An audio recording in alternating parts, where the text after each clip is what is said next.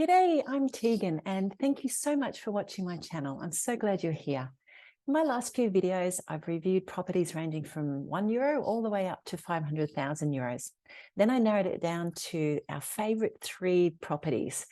And now I'm so excited to let you know that we've actually put in an offer on a property in Salento in Italy. Yay! I'm beyond excited. So let me share the details with you. G'day, my name's Tegan and I'm buying a house in Italy that I've never actually seen, in a place I've never been to, via somebody I've never even met, with a room that doesn't seem to exist. Click subscribe to follow my journey.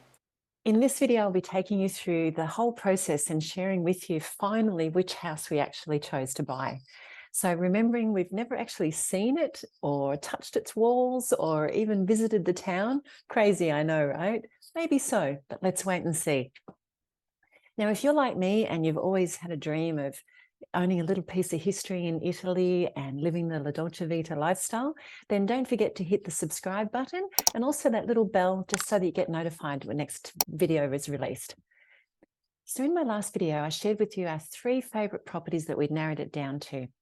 And then we gave those to our wonderful property finder, Davide Mengele, and he provided detailed walkthroughs of each one for us as part of the service provided by his company, Salento with Love. Now, after days and days of going through the pros and cons of each one, we finally settled on, are you ready? Drum roll, please.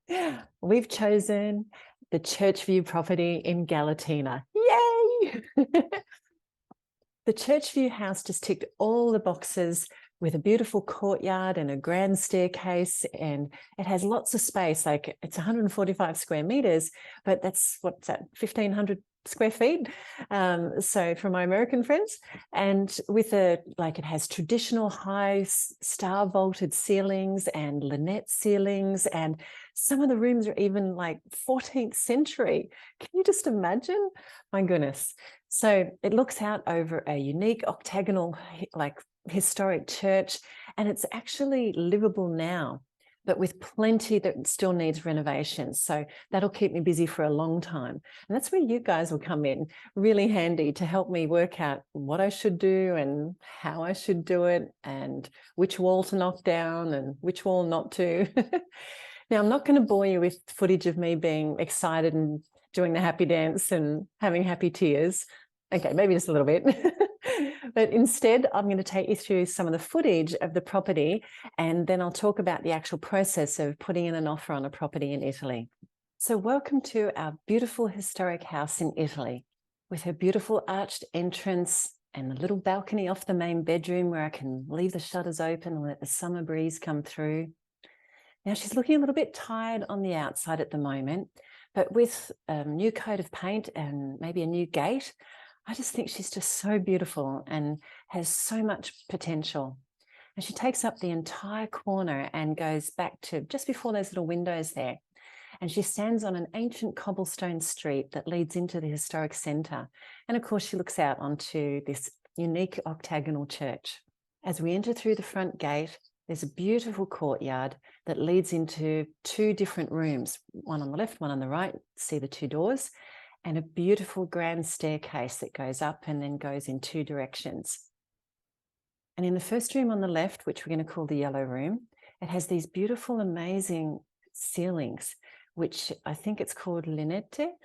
And this room is one of the rooms that dates back to the 14th century. The other one on the other side of that, the other doorway, is the white room, and that has a beautiful star vault ceiling in it. It also has like a little room that potentially can be the bathroom, and beautiful cementina floors. As we go up the stairs, it splits into 2. One goes around to the right, which is a little mezzanine individual apartment.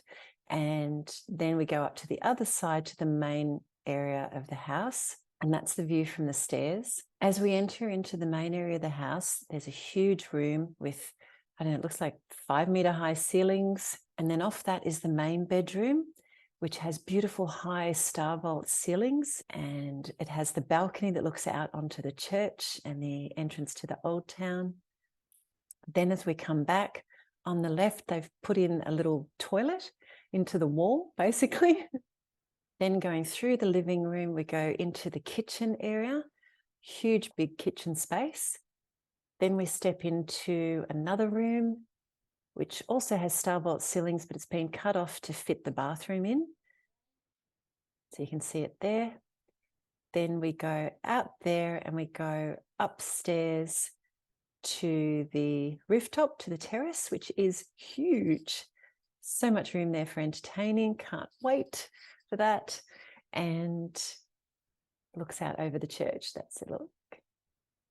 And on the other side, we can see down into the courtyard. Okay, so now you've seen the beautiful house. Let's talk about the actual process of putting in an offer on a house in Italy. And the very first step that you're going to need to do is you're going to need to get yourself a codice fiscale. And this is your tax code in Italy. Like your social security number in the US, your national insurance number in the UK, and your tax file number in Australia and New Zealand.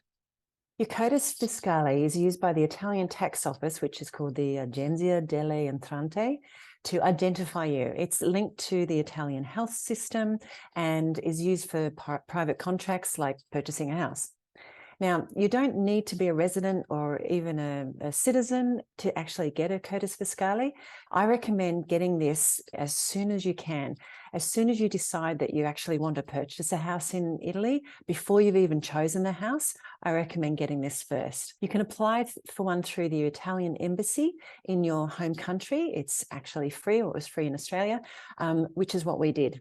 Or the team at Salento with Love can actually organise one for you at a very reasonable price that just makes it a whole heap easier. Now, it's usually a quick turnaround of around a week, but ours took longer as it was during COVID. So again, that's why I recommend get it before you actually need it, because it'd be really terrible to miss out on a house just because you didn't have it.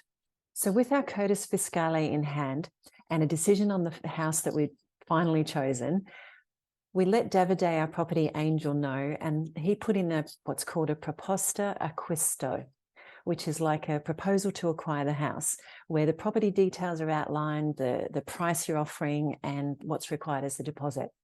Now, this is sent to the property agent, who sends it to the owners, and they'll either accept or reject the offer. Now, upon Davide's advice, which we trust, we offered the asking price, which was 65,000 euros, which at the time is 100,000 Australian dollars and around 65,000 American dollars.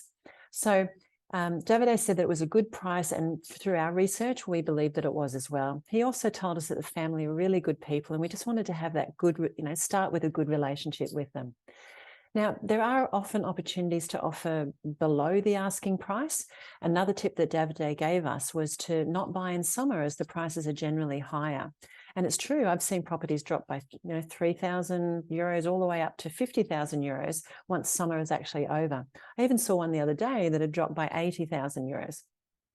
Now, once the offer had been submitted, we basically just had to wait. Now, 2 weeks after putting in the offer, we've got the good news that it has been accepted. So you can probably tell from the smile on my face how happy I am.